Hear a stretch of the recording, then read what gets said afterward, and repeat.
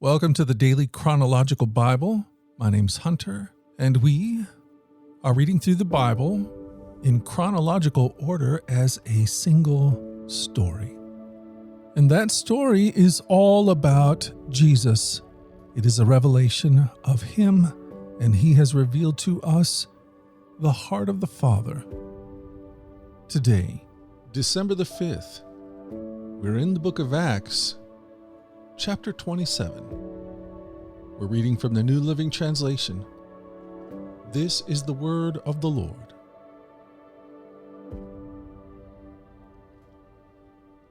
Acts 27. When the time came, we set sail for Italy. Paul and several other prisoners were placed in the custody of a Roman officer named Julius, a captain of the imperial regiment. Aristarchus, a Macedonian from Thessalonica, was also with us. We left on a ship whose home port was Adramyttium, on the northwest coast of the province of Asia. It was scheduled to make several stops at ports along the coasts of the province. The next day when we docked at Sidon, Julius was very kind to Paul and let him go ashore to visit with friends so that they could provide for his needs. Putting out to sea from there, we encountered strong headwinds that made it difficult to keep the ship on course, so we sailed north of Cyprus between the island and the mainland. Keeping to the open sea, we passed along the coast of Cilicia and Pamphylia, landing at Myra in the province of Lycia. There the commanding officer found an Egyptian ship from Alexandria that was bound for Italy, and he put us on board. We had several days of slow sailing, and after great difficulty we finally neared Sindus. But the wind was against us, so we sailed across to Crete along the sheltered coast of the island, past the Cape of Salmon. We struggled along the coast with great difficulty and finally arrived at Fair Havens near the town of Lasea. We had lost a lot of time. The weather was becoming dangerous for sea travel because it was so late in the fall, and Paul spoke to the ship's officer about it. "Men," he said, "I believe there is trouble ahead if we go on. Shipwreck, loss of cargo, and danger to our lives as well." But the officer in charge of the prisoners listened more to the ship's captain and the owner than to Paul, and since Fair Havens was an exposed harbor, a poor place to spend winter, most of the crew wanted to go on to Phoenix, further up the coast of Crete, and spend the winter there. Phoenix was a good harbor with only a southwest and northwest exposure. When a light wind began blowing from the south, the sailors thought they could make it, so they pulled up anchor and sailed close to the shore of Crete, but the weather changed abruptly, and a wind of typhoon strength called a northeaster burst across the island and blew us out to sea. The sailors couldn't turn the ship into the wind, so they gave up and let it run before the gale. We sailed along the sheltered side of a small island named Cauda, where with great difficulty we hoisted aboard a lifeboat being towed behind us. Then the sailors bound ropes around the hull of the ship to strengthen it. They were afraid of being driven across to the sandbars of Citrus off the African coast, so they lowered the sea anchor to slow the ship, and were driven before the wind.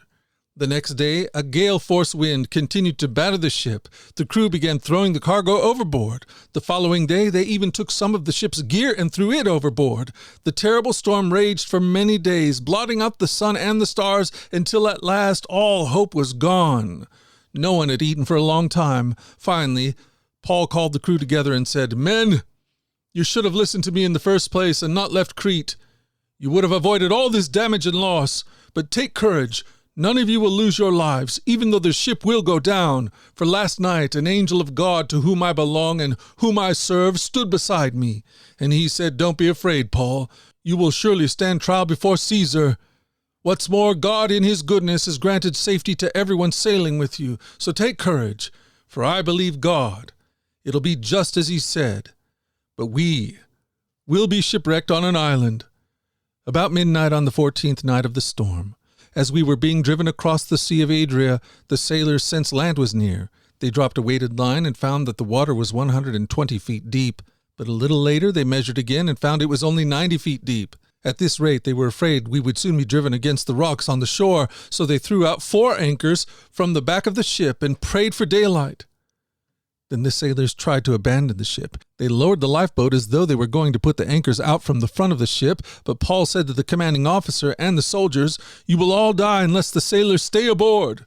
So the sailors cut the ropes to the lifeboat and let it drift away. Just as day was dawning, Paul urged everyone to eat. "You've been so worried that you haven't touched food for 2 weeks," he said. "Please eat something now, for your own good, for not a hair on your heads will perish." Then he took some bread, gave thanks to God before them all, and broke off a piece and ate it. Then everyone was encouraged and began to eat, all 276 of us who were on board.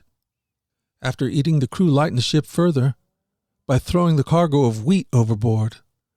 When morning dawned, they didn't recognize the coastline, but they saw a bay with a beach and wondered if they could get to shore by running the ship aground. So they cut off the anchors and left them in the sea. Then they lowered the rudders, raised the foresail, and headed toward shore.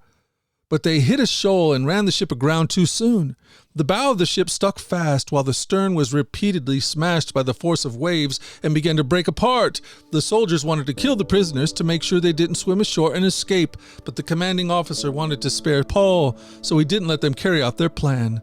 Then he ordered all who could swim to jump overboard first and make for land. The others held onto planks or debris from the broken ship, so everyone escaped safely to shore.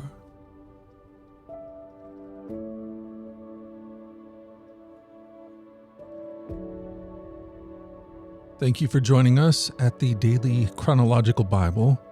You can find the specifics of our reading plan in the one-year Chronological Bible published by Tyndall Press. And discover more about our other podcasts at dailyradiobible.com, where people from all around the world come to join us in this journey through the Scriptures, where we allow the Scriptures to point us to the God who is love, the God revealed to us fully in Jesus. Again, that website is dailyradiobible.com.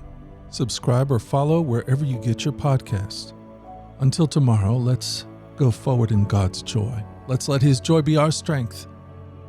And let us always remember this, that you are loved. No doubt about it. Alrighty, I'll talk to you again tomorrow. Bye-bye.